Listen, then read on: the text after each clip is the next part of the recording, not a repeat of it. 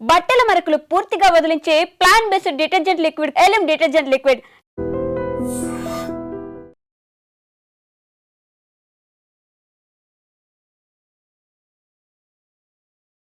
గాంజా మత్తు ఎంతో మంది జీవితాలను నాశనం చేస్తోంది. గంజా పండించినా రవాణా చేసినా ఉపేక్షించం, ఉక్కుపాదం మోపుతున్నాం. ఆఖరికి జైలు పాలవటం ఖాయమని పోలీసులు ఎప్పటికప్పుడు హెచ్చరిస్తున్నా కూడా కొంతమంది సరిహద్దులు దాటించేస్తున్నారు.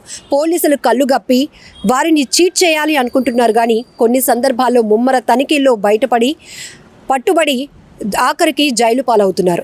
అనకాపల్లి జిల్లా పోలీసులు నిర్వహించినటువంటి వాహన తనిఖీల్లో 2 వ్యక్తులను అదుపులోనికి తీసుకున్నారు పోలీసులు.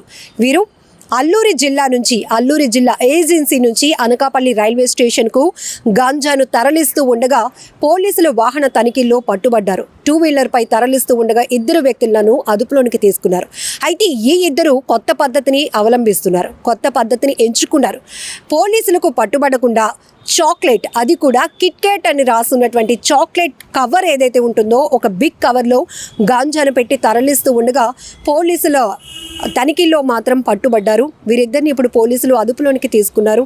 2-వీలర్ను కూడా అదుపులోకి తీసుకున్నారు. అయితే అనకాపల్లి రైల్వే స్టేషన్ నుంచి ఇది చెన్నైకి తరలించే ప్రయత్నం జరుగుతోంది. ఎందుకంటే చెన్నైకి వెళ్ళిన తర్వాత అక్కడ చిన్న చిన్న ప్యాకెట్లుగా చేసి వీటిని విక్రయిస్తూ ఉంటారు. ఆ రకంగా సొమ్ము చేసుకోవాలనేది వీళ్ళ దుర్బుద్ధి. కాకపోతే ఇక్కడ ఏజెన్సీ నుంచి అనేటప్పటికే ప్రతి ఒక్కరిని ఒక కలవరపాటుకు గురి చేస్తుంది. ఏజెన్సీలో ఎక్కువగా గిరిజనులు పంటలు పండిస్తూ ఉంటారు. కానీ వాళ్ళకి కొన్ని సందర్భాల్లో ఉపాధి లేకనో లేకపోతే గాంజా పంట పండించడం వల్ల ఎక్కువ డబ్బులు వస్తాయి అనేటటువంటి ఆశ చూపించి కొంతమంది అమాయక గిరిజనులను గాంజా పండించడం వైపు మళ్లిస్తూ కొంతమంది సొమ్ము చేసుకుంటున్నారు. అలాంటి వారిపై కూడా పెద్ద ఎత్తున ప్రభుత్వం కావచ్చు, పోలీసు వ్యవస్థ కూడా ఫోకస్ పెట్టింది. ఈవెన్ గిరిజన ప్రాంతాల్లో, ఏజెన్సీ ప్రాంతాల్లో కూడా ఈ గాంజా పంట పండించిన రవాణా చేసిన అమాయకంగా ఉన్నటువంటి గిరిజనులు బలైపోతున్నారు. చాలామంది జైలు పాలవుతున్నారు అనే విషయాన్ని గిరిజనులకే నేరుగా ఒక అవగాహన కల్పించాలనే ఉద్దేశంతో పెద్ద ఎత్తున అవగాహన కార్యక్రమాలు కూడా చేస్తున్నప్పటికీ కూడా ఇప్పటికీ కొంతమంది ఈ గాంజా ముఠాలు వారిని తమ గుప్పెట్లో పెట్టుకొని డబ్బు ఆశ చూపించి గాంజా పంటలు పండిస్తున్నారు. అక్కడ ఉన్నటువంటి ఈ చైన్ లింక్ సిస్టమ్ ద్వారా పంట పండించడమే కాదు, అక్కడి నుంచి దొంగచాటుగా అక్రమ రవాణా చేస్తూ ఒక్కొక్కసారి అడ్డంగా బుక్ అయిపోయి కటకటాల పాలవుతున్నారు. ఇక్కడ ఇప్పుడు ఈ 2 పట్టుబడిన వాళ్ళు చాక్లెట్ కవర్స్ని ఎంచుకున్నారనమాట. అంటే చాక్లెట్ కవర్లు తరలిస్తే అది ఎవరు గుర్తించలేరు అనుకున్నారు. కానీ పోలీసులు వాహన తనిఖీల్లో పట్టుబడడం వల్ల ఈ విషయం కాస్త బయటపడింది. ఇక్కడ ఒకటే, చదువుకుంటున్న యువత కావచ్చు, లేకపోతే చదువుకు తగ్గ ఉద్యోగాలు రావలేదు అని ఖాళీగా తిరుగుతూనే కొంతమంది వీళ్ళ ద్వారా ఇలా చెడు అలవాట్లకు బానిసలు అవుతున్నారు. అందులో గాంజాకు అలవాటు పడుతున్న వారు ఎక్కువగా మైనర్లు ఉండటం కూడా బాధిస్తోంది. ఎందుకంటే వాళ్ళకి అది తెలీదు. కాకపోతే ఎవరో ఒకరు చెడగొట్టే ప్రయత్నం చేస్తున్నారు. ఆ తర్వాత అది సరదాగా అలవాటు చేసుకొని దాన్ని పూర్తిగా వ్యసనంగా మార్చుకొని జీవితాలని నాశనం చేసుకుంటున్నటువంటి యువత ఎక్కువ మంది చూస్తూ ఉన్నాం.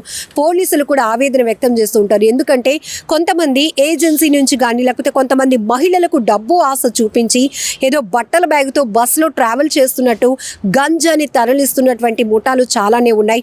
ఇందులో మహిళలు అనేటప్పటికీ వాళ్లకు కుటుంబంలో ఆర్థిక పరిస్థితుల్ని ఆసరాగా చేసుకొని క్యాష్ చేసుకొని వీళ్ళు మహిళల ద్వారా కూడా కొన్ని సందర్భాల్లో గంజాయిని అక్రమ రవాణా చేయిస్తున్నారు. వారేమీ చదువుకోవట్లేదు. ఈ బ్యాగ్ తీసుకెళ్ళి మీరు పలానా చోటకు అందిస్తే మీకు డబ్బులు ఎక్కువగా ఇస్తాము అనేటప్పటికీ పాపం కొంతమందికి ఆ బ్యాగ్లో ఏముందో కూడా తెలియదు. ఆ బ్యాగ్ అక్కడికి అప్పచెప్పడమే వాళ్ళ బాధ్యత అనుకుంటున్నారు. కానీ పోలీసుల తనిఖీల్లో పట్టుబడితే వాళ్ళు పట్టుకొని వెళ్తుంది గాంజా అని తెలిసి వారు కూడా షాక్ అవుతున్నారు. ఇక్కడ ఈ గాంజా ముఠాల వల్ల చాలామంది అమాయకులు బలైపోతున్నటువంటి పరిస్థితులు చాలా బాధాకరం. ఇప్పటికే ఏజెన్సీలో కొన్ని చోట్ల గాంజా పెద్ద ఎత్తున పంట పండిస్తున్నారు. అంటే ఎక్కడ లోపం అనేది కూడా దీనిపై పూర్తి స్థాయిలో ఫోకస్ చేయాల్సిన అవసరం కూడా ఉంది. ఇప్పుడు 2 వ్యక్తులను కూడా అదుపులోకి తీసుకున్నారు. ఇక్కడి నుంచి ఏజెన్సీ నుంచి పండించినటువంటి గాంజాని ఈ చెక్ పోస్టులు దాటేస్తూ ఇతర దేశాలకు, ఇతర రాష్ట్రాలకు దాన్ని సప్లై చేస్తున్నారు. అక్కడి నుంచి విడివిడిగా వాటిని పార్ట్స్గా చేసి ఇందులో మళ్ళీ క్వాలిటీ కూడా ఉంటుంది. ఆ క్వాలిటీ డిపెండ్స్ ఆన్ క్వాలిటీ బట్టి దాని కాస్ట్ ఉంటుంది. ఇవన్నీ కూడా పోలీసులు ఎప్పటికప్పుడు అవగాహన కల్పిస్తున్నప్పటికీ కూడా ఇప్పటికీ కొంతమంది ఈ గాంజా మత్తుకు బలైపోతూ తమ జీవితాలు నాశనం చేసుకుంటున్నారు. ఏదేమైనా గాంజాను పూర్తి స్థాయిలో అరికట్టాల్సినటువంటి బాధ్యత చాలా ఉందని చెప్పుకోవచ్చు.